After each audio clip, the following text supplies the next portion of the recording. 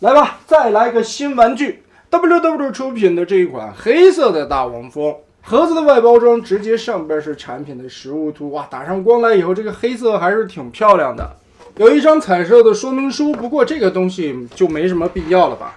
MPM03 的模具，这些 QQ 厂子已经做到滚瓜烂熟了。确实啊，因为太黑了，我给棚子里边补了一些强光，才看出来这个上面这个黑色还是挺亮的。轮毂这里涂装刻画也是非常不错的。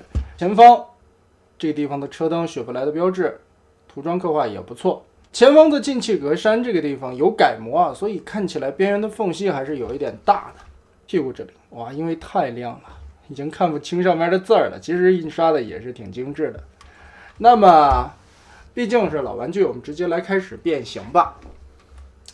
首先，我们先把车门这个地方拆开，连同后方这一个小三角区域，整个的拉长。哎呀，这一块会很紧，拉到底。折过来贴到前方去，另外的一边也是抠出来，拉长，拖到前方。哇，黑色的确实不好捕捉这个光，因为 WW 的这个模具是魔改过的，胸口和脚底这个地方都有改。好，左右分开，后边的位置，这个时候就可以把上下两个分离开了。你说手炮也是插在车底的，原版这个地方是一样，明着立起来。改动的主要在脚趾的这个地方，侧面这里打开，然后抠起来 ，Z 字折叠，把这块装甲叠上去，脚趾头翻出来，双关节拉伸。这里边是合金的杆子，把这个脚趾头抠出来，脚尖抠出来，这一圈轮子折下来，腾开空间，这个脚后跟的指头放过来，边缘定一下，然后把锁扣卡上去，这一节脚趾放下来，这回就变成了两个后脚趾了，这个造型会更加还原一些。腿部Z 字折叠，这里是齿轮，前方这里的卡扣锁定，然后腿部包过来，把这个地方的卡槽结合。哇，好黑啊，很难看得清啊。好，这一条腿说话间我们就变完了。另外一边也是，先打开，拆板件缝隙，双关节折叠。这个料子还是上次的那种手感，偏软韧性，很韧的一种料子，它比官方原版的那个要柔韧很多。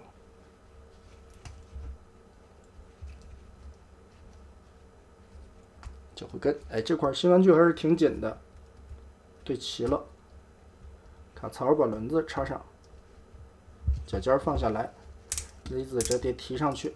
膝盖下方的卡扣对准，插上，然后把这一块折叠过来，挂上它。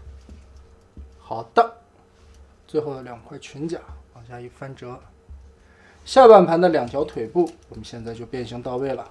改动的主要是这个脚趾头的位置啊，让这一块效果会更好，还原电影里边的一个样子。车前方大灯的位置提起来，双关节往里拉一下，然后这个地方有改模，从中间这里抠一下，把这个胸板呈 V 字形夹开。这个造型来说也是更还原于电影里边大黄蜂的那个胸甲。翻到底盘来，两条胳膊顺势打开轮子，打开轮子，放出来，头拧180度，翻到另一侧去，然后后边的这一卷卷卷卷，腾开空间再卷，这块玻璃提一下，翻过来，好，卷起来，填到肚子里去。好，堆叠起来，中间的合金杆放下来，里边的卡扣对准位置，锁扣，把腰部这里定上，往起拉，锁，好，完全的夹住，这回腰就很结实了，锁定起来，胳膊顺着关节放下来，手，哇，这个地方很紧。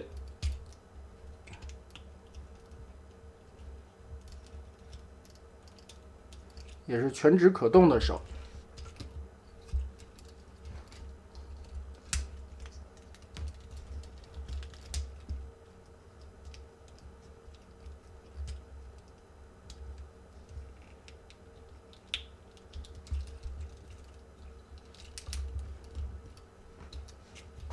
最后背包这里往起旋转，小三角区扭下来，这个地方转成这样，哎，这个造型也像是大黄蜂电影里边翅膀的一个效果了。贴过来，翘一点，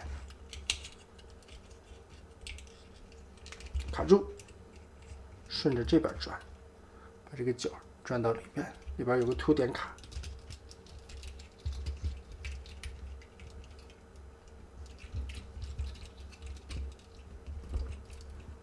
而最后一步，小衣领。好了，变形的过程我用了比较强的光，因为毕竟都是黑色的零件和一些枪铁色的金属色零件，不是太好看出来。变完了以后的效果嘛，这一身漆的涂装还是非常漂亮的。但是问题出在哪儿呢？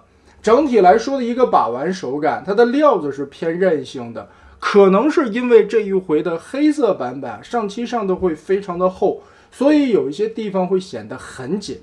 再加上呢，变形的过程中，我们看到一些改模的地方，翅膀背后这里两片的造型，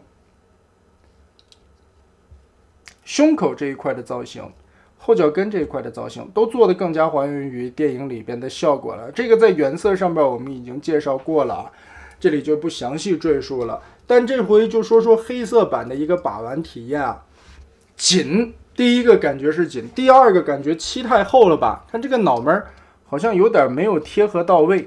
理论上我记得这个合金零件的卡扣啊是要卡在脑门中间的，现在看差了一点点，就刚好卡不过去，应该是漆太厚把这里顶到了吧。不过总体来说，这一回的黑色版还是非常漂亮的，尤其这个模具改动完了以后啊，在一些细节上面做的比原来的那个造型更加还原电影里的样子了，再加上身上这些小的细节，大灯里边其实都有一些细节的刻画，腹部这里的涂装金属点缀，腿部的层次感觉，再加上这身漆面真的挺毒的，它的漆是那种特别亮的感觉，尤其你对着光一打会很闪耀。